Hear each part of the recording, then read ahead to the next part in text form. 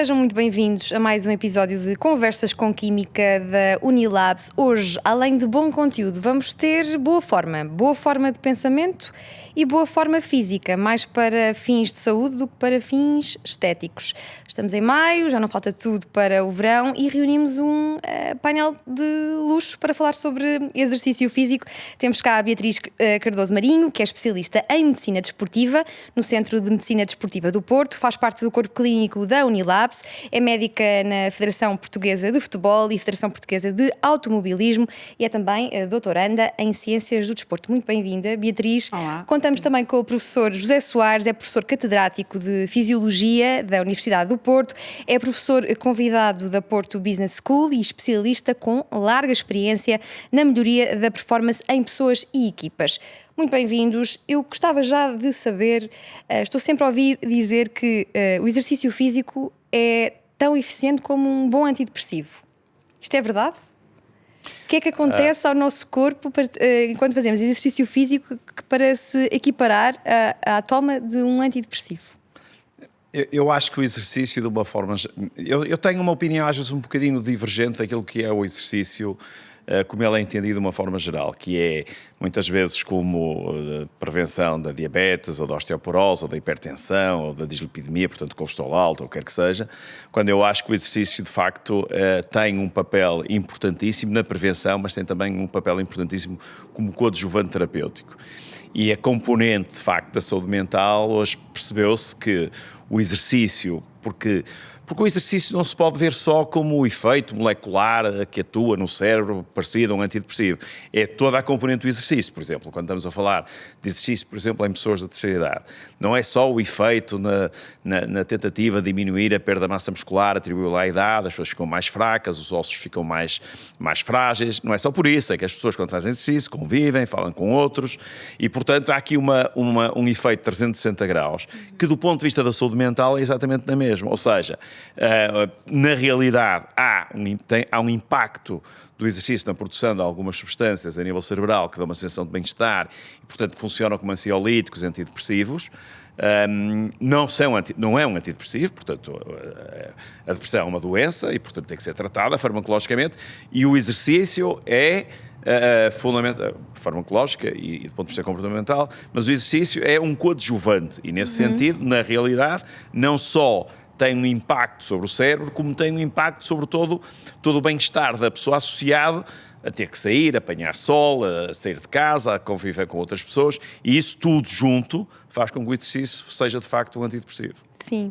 Beatriz, nós aqui neste mesmo programa já tivemos o professor Daniel Sampaio, que nos dizia que às vezes quando tem um paciente que aparenta estar deprimido, muitas vezes o que ele aconselha inicialmente, antes de qualquer coisa, é boa alimentação, dormir bem e exercício físico. Nós cada vez mais falamos sobre saúde mental. É uma coisa importante para combater de alguma forma a depressão enquanto ainda não se está efetivamente com a doença.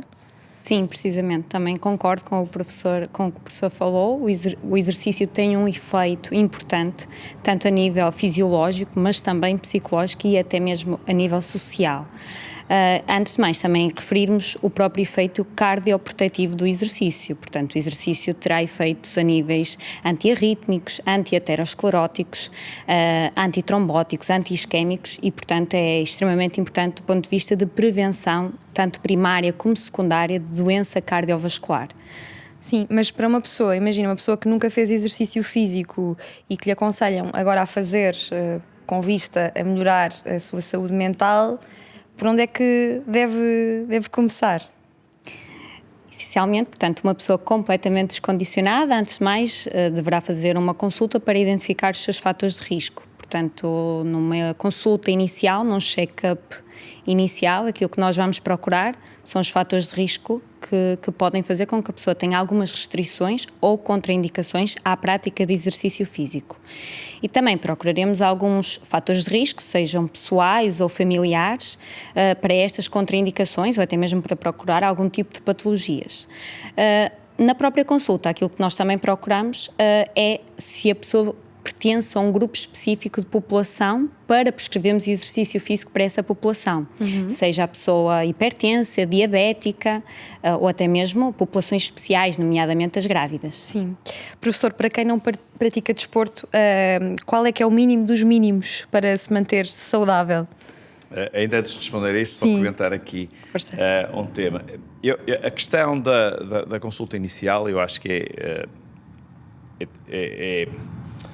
eu não quero desvalorizar, mas não quero é que as pessoas fiquem, porque há critérios estabelecidos para que as... O que eu quero dizer é o seguinte, é que muitas vezes a consulta inicial desmotiva as pessoas a fazer exercício. E porquê? Para mim... Eu vou ter que fazer o exame, se calhar vou descobrir alguma coisa que eu não quero descobrir, porque há muitas pessoas que têm medo de fazer exames, etc. O desconforto de ir. Portanto, ou as pessoas já estão muito motivadas para fazer, ou quando as pessoas não fazem, a desmotivação é tão grande que qualquer coisa acaba por ser um obstáculo. E na minha perspectiva, a não ser em casos especiais, maior risco do que fazer exercício é não fazer. Essa, para mim, é a principal mensagem. Maior risco é eu estar o tempo todo sentado, isolado das pessoas, não conviver, não apanhar sol, não apanhar ar, e, portanto, esse é um risco evidente. E, portanto, aquilo que as pessoas têm que fazer é, em primeiro lugar... porque há aqui um conceito há um conceito diferente. Uma coisa é exercício, outra coisa é atividade física. O exercício é uma coisa codificada, que tem tempo, que tem duração, que tem intensidade. A atividade física é aquilo que nós fazemos no nosso dia-a-dia. E o que acontece é que as pessoas muitas vezes não fazem exercício, mas são fisicamente ativos. Mas porquê? Porque se mexem. Vidas agitáveis, Aquilo que está descrito como, pelo Colégio Americano de Medicina Desportiva, como e mesmo o Colégio Americano de Cardiologia, aquilo que está descrito são à volta de 150 minutos por semana, de uma forma geral. Isso dá mais ou menos 30 minutos por dia, 5 vezes por semana, de atividade ligeira, ou seja, caminhar, correr muito devagarinho, fazer atividades...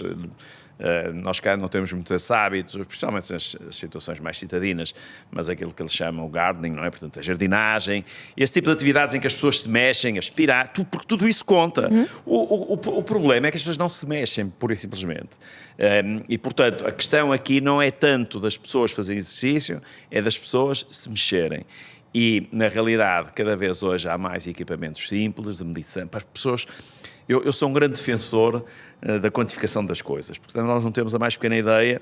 Eu utilizo muito, os relógios, por mais simples, porque há hoje muito baratos, etc. Só para chegar ao fim do dia eu dizer assim, eu dei 1000 passos, quando aquilo que está mais ou menos escrito é entre 7.000 a 10.000 passos. Eu tenho que me mexer, porque eu não mexo. Depois há outra coisa muito importante.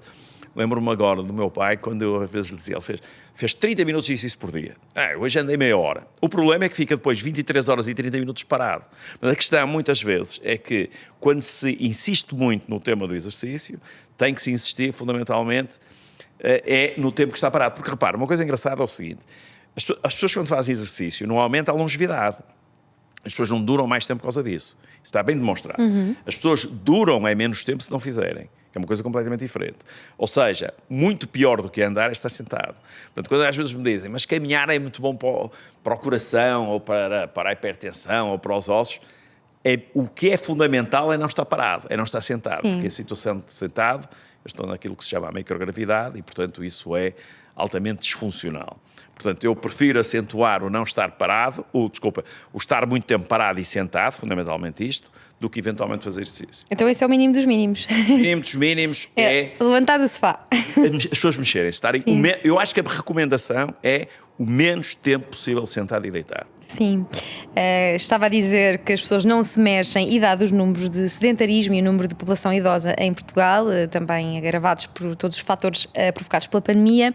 Como é que se pode fazer a política pública para a atividade física em Portugal? Claro que este é um tema sempre muito discutido, o que é que nós podemos fazer. Eu lembro-me, por exemplo, de uma iniciativa com um edifício em Nova Iorque que fez, que é, tinha a expressão em inglês, mas quer dizer em português, queime calorias e não eletricidade. E isso fez com que as pessoas, em vez de irem de elevador, fossem de escadas. Pouparam 30% de energia nos elevadores. Eu, por exemplo, estive numa empresa há pouco tempo que sempre que tem que subir no mínimo 3 andares não podem utilizar o elevador. Portanto, eu acho que há um conjunto assim de regras muito simples. Por exemplo, eu acho que de vez em quando deviam desligar as escadas rolantes. E as escadas rolantes são ser para pessoas que de facto não têm possibilidades de subir as escadas. Portanto, nós muitas vezes, ao facilitarmos a vida, só estamos a dificultar. Ou seja, criamos condições. A que propósito é que há de haver escadas rolantes? Se uma pessoa pensar bem, mas porquê? Para si, que é nova, para a sua doutora, que é nova, etc. Para mim, que já sou quase um idoso... Isto pode ser polémico para quem está a ouvir e gosta de ir ao shopping, por exemplo, e adora andar lá com as compras e subir e descer as escadas rolantes. Mas faz mal, não é, por mim não é polémica nenhuma. Isto é a mesma coisa. Eu hoje, se soubesse o que sei hoje, à minha avó, nunca a teria ajudado com os sacos do supermercado. Dizia-lhe, a minha avó, estou aqui pronto para te ajudar, mas não te vou ajudar. Porque é fundamental que as senhoras peguem pesos, particularmente as senhoras mais idosas, porque têm um risco maior de osteoporose, peguem pesos... Mas pesos QB, não é? Porque senão também a coluna...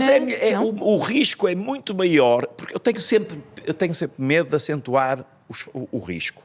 Porque o maior risco é, de facto, não pegar em nada. Não pegar em nada é um risco muito maior do que pegar em alguma coisa. Vai ficar, se calhar, com um ligeiro desconforto na zona lombar, mas os ossos vão beneficiar significativamente com isso. Eu prefiro muito mais acentuar ou as pessoas poderem correr algum risco. Isto é a mesma coisa. Eu não tenho ligamento cruzado anterior no meu joelho. Tenho um joelho já artrósico, com uma artrose marcada. Correr, para mim, é, de facto, uma coisa um bocadinho absurda. Mas eu tenho que avaliar custo-benefício. Mas posso andar a pé. Só que simplesmente, para mim, por exemplo, estava a falar da saúde mental, eu acho que devo a minha já reduzida saúde mental ao exercício. E, portanto, eu tenho que avaliar, eu acho que as pessoas têm que fazer essa avaliação. Custo-benefício. Está bem, fico com um bocadinho de dor no joelho, mas sinto muito melhor. Eu dou no joelho, eu resolvo com gelo e vou resolver. É o tal mente sã em corpo são. Beatriz, és apologista de desliguem as escadas rolantes? Sim, verdade. O professor também pode correr, sem ligamento cruzado anterior, também pode correr.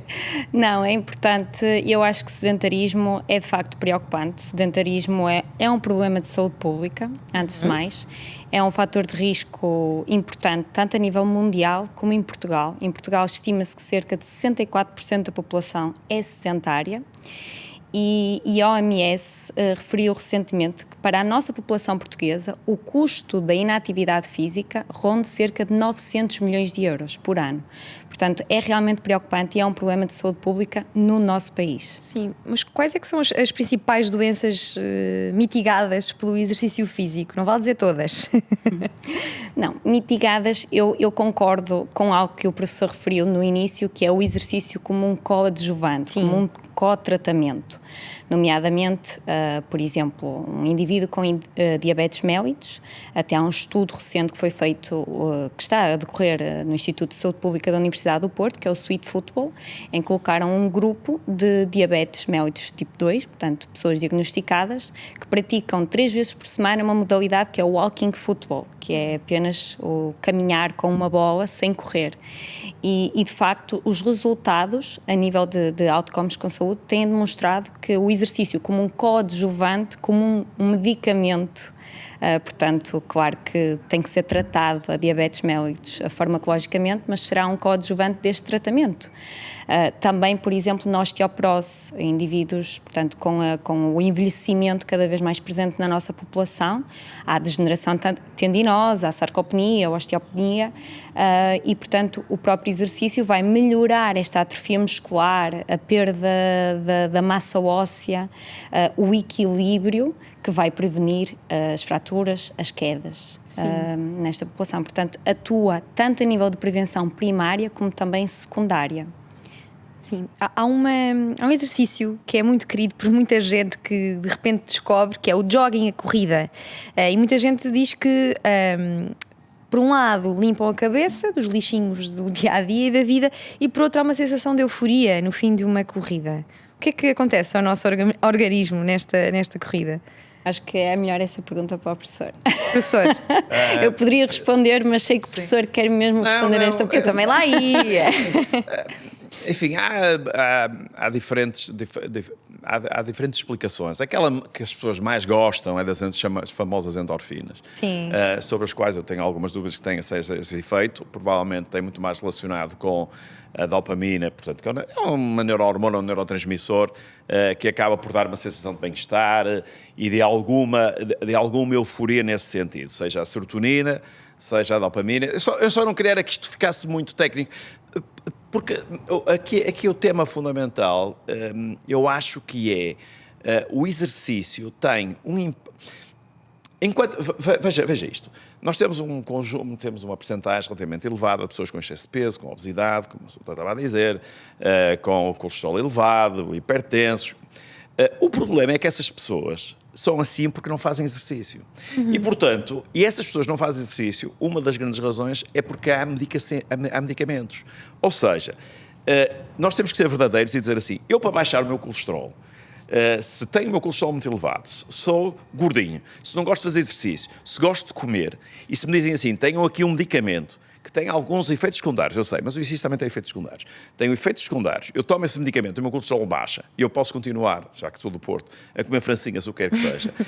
Entre dizer isso, ou dizer a uma pessoa que vai ter que caminhar, fazer isso todos os dias, com uma grande quantidade de exercício para, de facto, ter uma diminuição que muitas vezes é quase insignificante.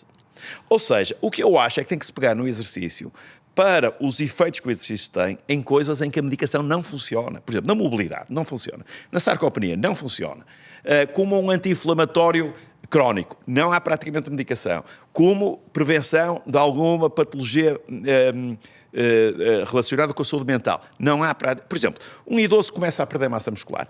O que é que pode fazer? Nada, absolutamente nada. O que é que pode fazer? Exercício. Não tem outra alternativa, não há plano B. Portanto, eu gosto muito mais de falar do exercício, porque senão, eu como sou ligado a essa área, senão nós estamos numa situação de muita desvantagem.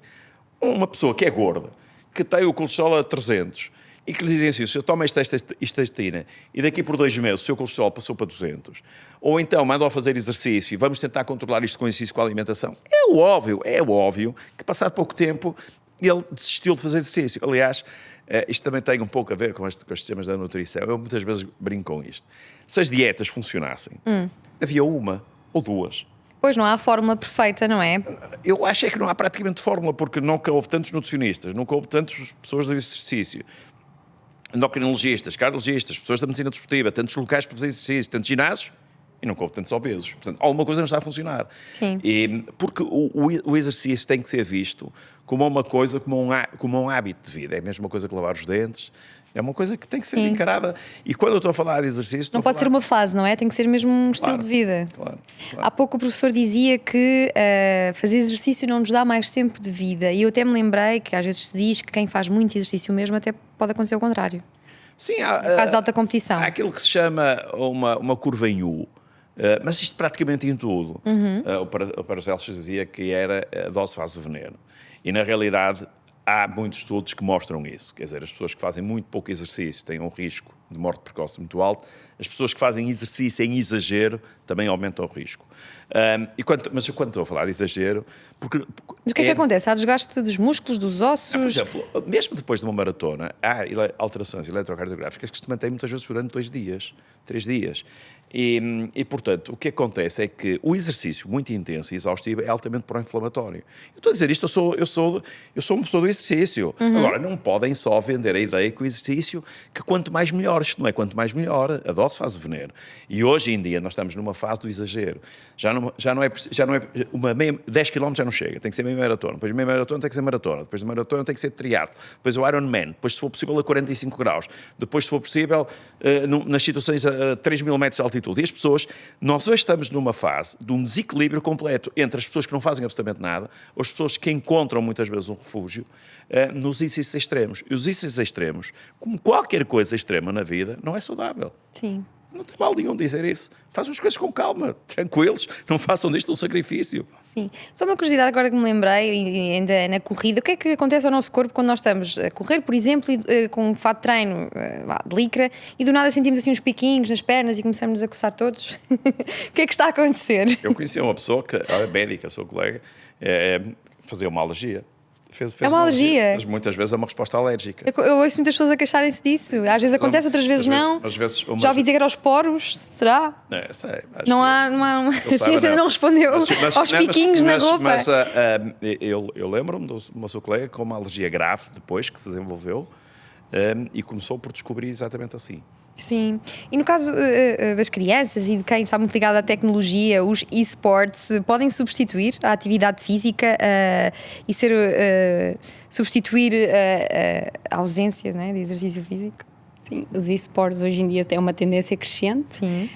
E há alguns projetos já associados à atividade física nos e-sports, isto é, portanto, à prática de e-sports, seguindo-se uma prática também de exercício físico aeróbio. Sim. Portanto, associar sempre os dois tipos de exercício, e já há projetos nesse sentido para efetivamente os atletas de e-sports terem um nível de agilidade, coordenação e mesmo de capacidade cardiorrespiratória, portanto, razoável. Sim. Aqui voltando ao excesso... Comentário claro que sim, pode e deve. Há uma reportagem, não vou dizer em que canal, mas há uma reportagem interessante sobre... Não, mas é da Red Bull, pronto, mas de jovens profissionais de e-sports que são avaliados fisicamente como se fosse um atleta normal. Porque uma das questões dos esportes mais tradicionais, que é aqueles que nós estamos habituados a pensar que as pessoas estão sentadas e a jogar, o que acontece é que o exercício é decisivo para aumentar a irrigação da componente cerebral. E, portanto, o exercício também aqui funciona como um coadjuvante da melhoria da função cognitiva. Aliás, se pensarmos bem, como o coração está abaixo do cérebro, tem que bombear mais sangue tem que fazer um esforço maior. É a mesma coisa que atarrachar uma lâmpada, quando nós estamos com o braço em cima, como chegamos a uma altura, se não conseguimos, temos que descansar, porque o esforço cardiovascular é maior. Do ponto de vista cerebral é exatamente a mesma coisa, ou seja, o aumento de fluxo sanguíneo com só as pessoas mexerem-se, é também uma das razões, por exemplo, da produção de uma substância, não vou agora, digo só a sigla, BDNF, que é responsável, por exemplo, pela reparação de algumas ultramicrolesões que nós fazemos, que produzimos no nosso cérebro, no nosso dia-a-dia. Por exemplo, eu vou acabar agora com o meu cérebro em piores condições do que eu comecei, porque estou a pensar, estou a produzir aquilo que se chama metabolitos, ou seja, lixo metabólico, e, portanto, o exercício também tem esse papel nos esportes. Depois, há aqui uma versão que eu acho interessante, que é um bocadinho estávamos a falar, que é a proposta da Unilabs, que utilizou já, antes da pandemia, em alguns postos de recolha, que é a realidade virtual. E isso, eu estou convencido que vai ser um passo importantíssimo. As pessoas põem os óculos e fazem exercício, muitas vezes extremamente intenso. Eu tive agora uma experiência com umas pessoas, com os executivos a fazerem boxe com realidade virtual, e é verdadeiramente impressionante, tem que se mandar para a ação, as pessoas acabam completamente exaustas. Portanto, eu hoje acho que a tecnologia, se for bem adequada, pode ser um meio interessantíssimo de estimulação do exercício. Sim. E vemos esse crescimento, essa tendência durante a pandemia, com cada vez mais PTs a atuar à distância. Aqui voltando aqui ao excesso de exercício físico, que cuidados é que os atletas têm que ter, no caso da alta competição, por exemplo, quando deixam de praticar a sua atividade de forma regular ou profissional? E depois querem voltar de forma mais ou menos intensa. Como é que se faz esse comeback? Portanto, o retorno à atividade física deve ser sempre precedido novamente de um check-up, portanto, de maneira que o atleta consiga identificar fatores de risco que poderão existir neste momento que antes não existiriam. Até porque, com o avançar de idade, as causas de morte súbita, nomeadamente ateroscleróticas, estarão mais presentes, portanto, haverá essa necessidade de as pesquisar, pelo menos anualmente, e, dependendo dos casos, portanto, ter em conta este tipo de rastreio para a prescrição de exercício físico. Sim. Em relação ao sono... Só dar aqui uma nota relativamente a isto. Um dos problemas que os atletas muitas vezes têm, particularmente algumas modalidades que implicam um grande gasto calórico, modalidades prolongadas, seja de resistência, o que acontece é que são pessoas que foram durante anos e anos e anos habituadas a fazer uma ingestão muito elevada de calorias, porque precisavam. E de um dia para o outro param essa atividade. E o que acontece é que muitos daqueles hábitos alimentares permanecem. E, portanto, por isso é que vemos muitos atletas no final das suas carreiras a ficarem obesos, ou pelo menos com excesso de peso, com um ar completamente descondicionado. E depois também há um outro problema associado, que é o desporto, já que estava a falar do desporto de alto rendimento, o desporto de alto rendimento é uma coisa muito exigente do ponto de vista ortotraumatológico, etc. Portanto, é natural que as pessoas chegam ao fim do tempo. Eu tenho uma lesão do cruzado anterior e tenho uma artrose no joelho e lesionei-me quando jogava. E, portanto, isto significa que, do ponto de vista, muitas vezes, osteoarticular, as pessoas não estão nas melhores condições para continuarem a fazer isso. Muitas vezes, aliás, param por causa disso. Portanto, parando, continuando com hábitos que tinham antigamente, o resultado vai ser exatamente aquilo que estava a falar. Quer dizer, as pessoas aumentam, de facto, os fatores de risco por insuficiência de dispêndio energético. Em relação ao sono, nós devemos continuar a fazer exercício quando não andamos a dormir bem, isto em duas fases. Se não andarmos a dormir bem durante um tempo, devemos fazer exercício físico e, por outro lado, se dormimos bem geralmente, mas houve um dia, uma noite em que não dormimos bem e temos exercício marcado nesse dia, devemos fazer ou não? Porque tenho na minha memória algumas amigas que prolongam-se no jantar, mas depois vão treinar às 6 da manhã. E eu penso, como assim? Vais dormir 4 horas? Não sei se é muito aconselhável fazer desporto. É ou não é? Quando não se tem muitas horas de sono? Eu sou completamente contra. Eu acho o exercício, o sono, tem um papel. Eu interesso muito pelo sono. E o sono, eu já percebi, aliás, o sono faz parte é o principal mecanismo de recuperação do nosso corpo. E os atletas cada vez olham mais para isso. Aliás, se nós olharmos hoje para muitas das substâncias dopantes, são substâncias que estão, todas elas relacionadas com a capacidade de recuperação. Quanto mais rápido recuperar, mais pronto estou para treinar. Em tudo na vida. Quanto mais rápido recuperar de um ciclo de químio, mais rapidamente estou para fazer o outro e não o interrompo. Quanto mais rapidamente recuperar do seu dia de trabalho hoje para amanhã, estar amanhã bem disposto para... Portanto, se eu encurto no sono, obviamente que a minha capacidade física não só vai ficar diminuída, mas como eu vou juntar um fator perturbador digamos, ao meu comportamento orgânico por uma diminuição de sono, que já é mau, e depois vou-lhe adicionar um stress fisiológico, porque o exercício é um stress fisiológico. Portanto, eu não só sou contra isso, deitou-se tarde, amanhã tem aulas às 6 horas da manhã, desmarca e dorme, para reparar. Porque é decisivo. É contraprodutivo, não é? Na minha perspectiva, não faz qualquer sentido. Mais uma vez, a dose faz o veneno. E depois, o outro aspecto é que há muitas pessoas que fazem exercício no final do dia, muitas vezes já à noite. Estão-me a lembrar de algumas atividades. E isto tem 3 aspectos que eu acho que são importantes e que se deve relevar. Primeiro, estou-me a lembrar, por exemplo, de atividades como o pádel, que são muito habituais, etc. Tem 3 coisas aqui importantes. À noite, que é o stress psicológico do jogo, propriamente dito. O stress fisiológico imposto pelo jogo. Terceiro, a luz. Este aspecto é decisivo. As pessoas acabam por receber muita luz nos olhos. Nós temos uma glândula que produz uma substância que é responsável pelo sono. Essa glândula, com a luz, exatamente como se estivesse a ver um iPad, desculpem a publicidade, mas uma coisa digital, à noite, acaba por dar uma indicação uma partezinha no cérebro que diz, é dia, não vale a pena produzir essa hormona, e portanto não vais ficar sem sono. E o pádel ainda tem outra coisa, que é um bocado social, as pessoas no fim vão ou beber uns copos ou vão jantar fora. Essa parte já vamos deixar, mas tem estes 3 aspectos. Eu trabalhei no futebol profissional e só algum tempo depois é que eu percebi que uma das características, uma das causas dos problemas de sono depois dos jogos, muitas vezes atribui-se apenas ao stress psicológico do jogo, ao stress fisiológico, e esquece da luz. E a luz é decisiva. Sim. Queres acrescentar alguma coisa aqui à questão do sono? Não, é mesmo isso. Eu acho que a pirâmide da recuperação, por assim dizer, a base da pirâmide de recuperação é a nutrição e hidratação, e depois o sono e a recuperação ativa. Isto é a base da pirâmide da recuperação.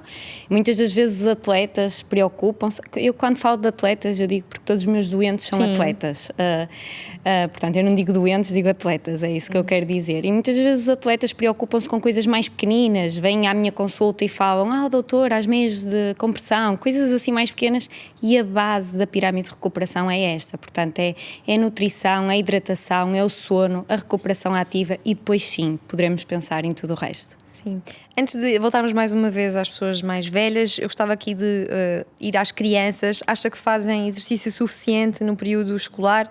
A nota de educação física devia contar para a média no ensino? Qual é a sua opinião sobre isto? Eu acho que é uma coisa indiscutível. Porque não podemos estar a fazer... Eu lembro-me de um debate que eu tive com uma pessoa com responsabilidade nesta área e que defendia a retirada da nota para... Mas ele começou por dizer, como tipicamente como português, que não percebia do assunto, que não era um especialista, mas que ia dar uma opinião, como sempre. Eu não sei, mas passo a explicar.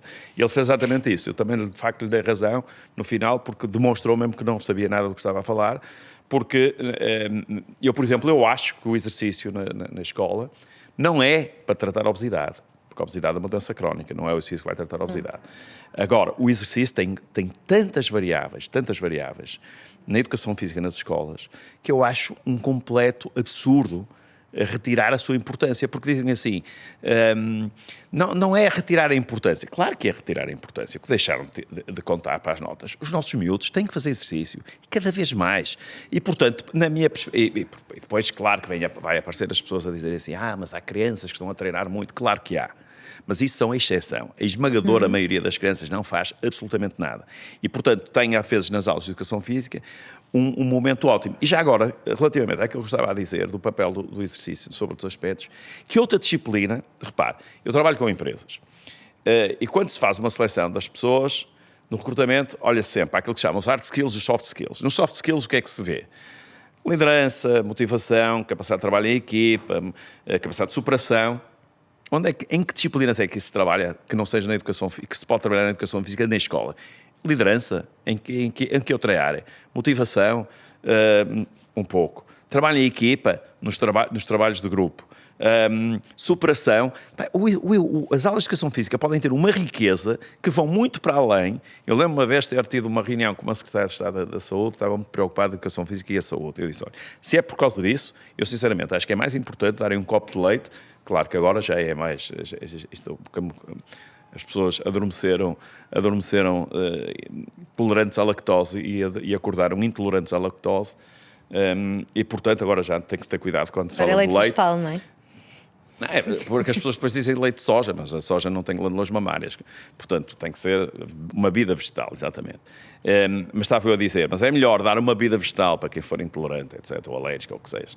Ou dar uma pasta de dentes e lavar os dentes. É muito mais importante para a saúde do que o exercício. Nas crianças. O papel do exercício nas crianças vai muito para além. Mas o que é que tem as pessoas que estão a ver com a obesidade infantil? Estamos de acordo, Beatriz? Sim, ou discordamos? Sim, de acordo. Sem dúvida. Não esquecendo a nossa terceira idade, conhecem casos de sucesso no apoio à atividade física dos idosos que queiram partilhar? Na minha faculdade nós tivemos um programa que agora continuou, mas não sei se inclusivamente vai parar, mas há muitos anos, eu acho que para aí há uns 20 anos, começamos com um programa de exercício físico para a terceira idade. E lá está a mesma coisa. Claro que era importante para a sarcopenia, portanto, para a perda da massa muscular e da função, que as pessoas vão perdendo, para a prevenção, para a diminuição do risco de quedas, tudo isso. Mas sabe o que era mais interessante? Era ver as pessoas todas a rirem-se, a chegarem todas à mesma hora, depois irem todos ao bar beber um sumo de laranja, fazerem convívios juntos. Isso era a verdadeira essência do exercício da terceira idade. Depois tem coisas adicionais, mas isto para mim, eu se me lembrar dos meus avós, era isso que eu gostava que eles fizessem. Sim. Portanto, não vamos restringir o exercício aos aspectos moleculares do exercício sobre a aterosclerose ou sobre a hipertensão. Claro que tem um efeito importante, mas vai muito para além disso. Quais é que foram os principais mitos que foram quebrados em relação ao exercício físico nos últimos tempos, Beatriz? É uma boa questão, sem dúvida. Eu acho, dependendo especificamente da área que estamos a falar. Eu, como sou professora a alunos de desporto e educação física, há alguns mitos que eu gosto de quebrar, nomeadamente os mitos associados às câimbras, os mitos associados até aos alongamentos, que já seria agora ir por caminhos mais perigosos, mas... não, vamos por esses caminhos. Mas são os mitos dos alongamentos. Devemos alongar, não é? Já ouvi dizer que não é só quando se faz exercício físico, é de manhã, é sempre, não é? Para acordar o corpo ou não? Eu não sou... Não, eu acho... os alongamentos, eu vou-lhe dizer uma coisa. Eu, durante um tempo, andei ainda com a questão dos alongamentos e depois, pronto, acabei com isso, porque... Desalongou. O que acontece é o seguinte... Não, o que acontece é que eu não encontro nenhuma razão fisiológica para se fazer alongamentos. No entanto, porque as pessoas depois inventam umas ideias. Aquelas dores no dia seguinte. Ficam encurtadas, etc. Os alongamentos ainda podem piorar. Mas o que é do ponto de vista fisiológico, estou a falar do ponto de vista fisiológico. Agora, se me perguntar se eu faço alongamentos, faço. Ou seja, mas ainda isto não tem mal nenhum. É a chamada ciência baseada em evidência. Nem tudo tem uma explicação fisiológica. Isto acabei de faltar, senão estava tudo explicado. Eu não me recuso. Eu, muitas vezes, a fisioterapia, por exemplo, tem muitas coisas que são baseadas na evidência e o grande problema é tentarem explicar fisiologicamente. Não expliquem. É como fazer gelo. Ninguém percebeu muito bem. Se eu tenho uma lesão a 1 centímetro, tenho uma lesão a 7 centímetros, se eu, quando faço gelo, se me dizem, faz 15 minutos, e se eu fizer 20? Podes fazer 20. E separado ou com compressão ou sem compressão? Depende. E com movimento ou sem movimento? Portanto, agora, o que é que ele dá uma sensação de bem-estar? E hoje já se percebeu, por exemplo, que o gelo tem uma componente que atua sobre o chamado sistema nervoso autónomo. Portanto, não é só aquilo. Eu não gosto de ver só aquele fator. Cristiano Ronaldo até se banha numa banheira de gelo. Mas não é só por... Eu tomo banhos de água fria. Eu não sinto... Não é por ser anti-inflamatório apenas. É porque, para mim, é uma sensação de bem-estar. Dá uma sensação de bem-estar. Mas, relativamente ao tema dos mitos, sabe qual é um dos que eu acho que é mais interessante?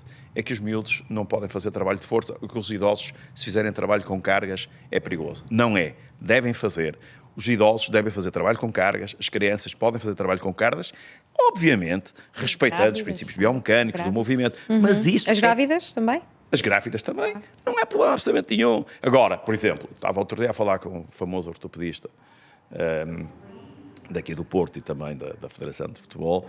Estava-me a contar de uma fratura de uma rótula de uma senhora com osteoporose, que estava a fazer prensa e foi colocando mais peso, até que a rótula acabou por fraturar, uma fratura osteoporótica. Ou seja, e a senhora ainda mais queria processar o personal trainer, mas ainda para mais era médica, quer dizer, essa pessoa não é deficiente mental, chega a uma determinada altura, para. Porque o problema, sabe, é que eu acho que é isto, é que as pessoas acham que isto é como ao sono, porque as regras de sono dizem assim, menos de 7 horas é pouco, mais de 9 horas é demais. Tudo é assim na vida, tudo tem uma curva em U. E um dos principais mitos, os crianças podem fazer trabalho com pesos? Podem. Os idosos podem fazer trabalhos com pesos? Podem e devem. Sim.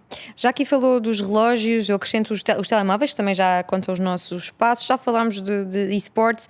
Quais é que, para acrescentar esta lista, quais é que são as mais recentes tecnologias de relevo para a atividade física que possam ajudar a motivar as pessoas para o exercício físico? Professor. Não, eu sou um fanático pela tecnologia associada ao exercício, mas na realidade para o cidadão mais comum, qualquer coisa que lhe dê uma ideia do nível de atividade física ou do nível de falta de atividade física que ele teve, já é muito bom. Por exemplo, eu achava, aliás, já há, mas eu achava que era mais interessante um relógio que dissesse o nível de inatividade que as pessoas têm do que a atividade. Para chocar mais. É como aquela ideia de passaste X tempo nas redes sociais. Exatamente. É mais porquê? Porque tem um impacto muito mais negativo na saúde das pessoas não fazerem do que fazerem. E, portanto, eu estou convencido que qualquer coisa que sirva... Porque eu sou do tempo de pedómetros, que eram umas coisinhas que as pessoas punham aqui e contavam o espaço. Agora qualquer telefone conta os passos. Mas... hoje há um simples relógio que eu estou a usar, por exemplo, é um relógio que tem um grau... Por exemplo, não vou dizer a marca, mas há um relógio, não tem muito mal nenhum, mas pronto, o último modelo da iWatch, da Apple, foi aprovado pela Food and Drug Administration como o único, chama-se wearable, o único relógio que detecta a fibrilação auricular, que é uma das principais causas de morte súbita. Portanto, hoje nós temos equipamentos de um grau de detalhe, de um grau de rigor verdadeiramente impressionante. E, portanto, eu a primeira coisa que faço de manhã é olhar para o meu sono, para ver como é que eu dormi, e condiciono isso. Eu se vi que não recuperei, não faço exercício ao final. Normalmente é fiável? Muito fiável. Depende, obviamente. Mas é melhor ter alguma coisa que não tem nada. Há muitas vezes que as pessoas acordam e não sabem bem, ok, estive 8 horas na cama, mas eu não sei se dormi. Pois, mas se tiver um relógio... Porque aqui a qualidade dos relógios tem a ver com a qualidade dos sensores. E claro, quanto melhor são os sensores, mais caros são. Sim. Beatriz, como é que se pode fazer medicina preventiva através do desporto? Eu falo, há bocado o professor falou da ciência baseada, da medicina baseada na evidência, e eu costumo dizer que faço na medicina desportiva, que é a minha especialidade, uma medicina baseada no exercício. Eu gosto muito portanto, prescrever exercício como um coadjuvante a qualquer patologia ou a grupos especiais, nomeadamente a grávidas, e eu acho que há uma coisa importante que é, hoje em dia fala-se muito das pessoas fazerem as pazes com a comida, não é? Portanto, as coisas que existiram e as pressões sociais, e eu acho que também é preciso as pessoas fazerem um bocadinho as pazes com o exercício físico, porque também existem muitas pressões associadas ao exercício físico, nomeadamente as redes sociais, e eu acho que a base é mesmo a diversão. Portanto, as pessoas, muitas vezes eu quando pergunto às pessoas aquilo que já fizeram, que já praticaram, as pessoas acabam por sempre dizer aquilo que gostavam, e eu acho que é importante as pessoas procurarem um bocadinho, não aquilo que fica bem e não aquilo que dizem hoje em dia que é bom, mas sim aquilo que gostam, porque efetivamente aquilo que é importante também é a adesão a longo prazo, o engagement no exercício físico, e portanto cada vez mais é preciso utilizarmos um bocadinho mais de estratégias nesse sentido,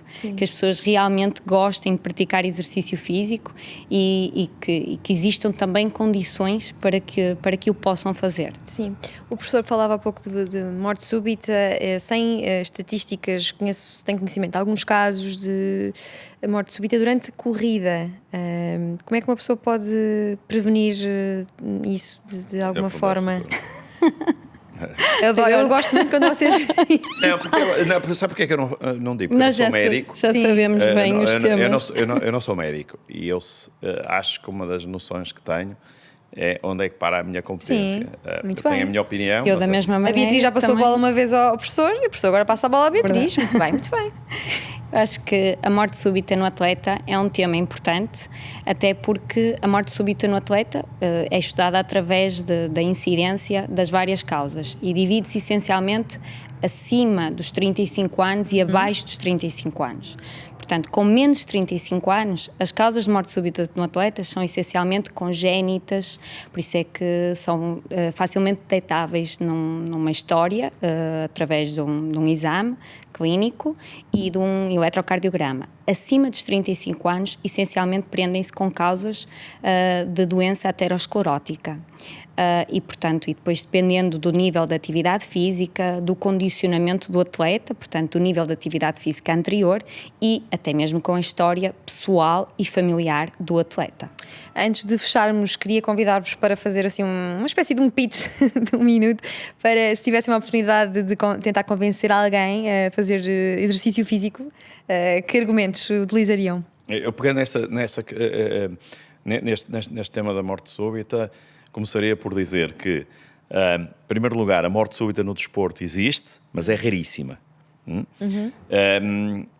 O que não invalida que as pessoas sejam avaliadas, mas é rara, porque senão começa a ser ao contrário, começa as pessoas, é a mesma coisa começar a fazer muitos exames antes de fazer qualquer coisa, as pessoas desistem logo. Sim. E, portanto, aquilo que eu chamaria mais a atenção era dizer assim: eu acho que as pessoas não têm a mais pequena ideia do impacto que o exercício tem, por muito pouco que seja, na qualidade de vida genérica das pessoas. E não se concentrem apenas, como agora as pessoas gostam de dizer, não se foquem apenas nos efeitos do ponto de vista cardiovascular ou osteoarticular, ou quer que seja. O exercício vai muito para além disso. Eu hoje pus um post no meu Facebook a dizer exatamente isso. Não, o six-pack é uma coisa muito bonita, mas, como dizia a doutora muito bem, mas é apenas uma parte da moeda, é uma pequeníssima parte da história. A parte da história do exercício é muito mais rica e só não percebe o efeito do exercício na qualidade de vida das pessoas quem não faz. Beatriz? Perfeito. Agora vai ser difícil. Tenta. Eu acho que, sem dúvida, complementando o que o professor disse, é importante também haver um shift cultural, uma mudança do paradigma do exercício físico no nosso país. Acho que é extremamente importante nós entendermos o exercício físico como um coadjuvante no tratamento e na prevenção de muita doença que caracteriza a nossa população e, sobretudo, para evitarmos este sedentarismo, que é um fator de risco tão grande, de mortalidade tão grande na nossa população. Muito obrigada, professor José Soares, muito obrigada, doutora Obrigada. Beatriz Cardoso Marinho. Aqui a nossa equipa ficou cheia de vontade de fazer exercício físico, espero que vocês desse lado também. E não se esqueçam que o mais importante é isto que eu vou fazer agora, que é levantar-nos no sofá.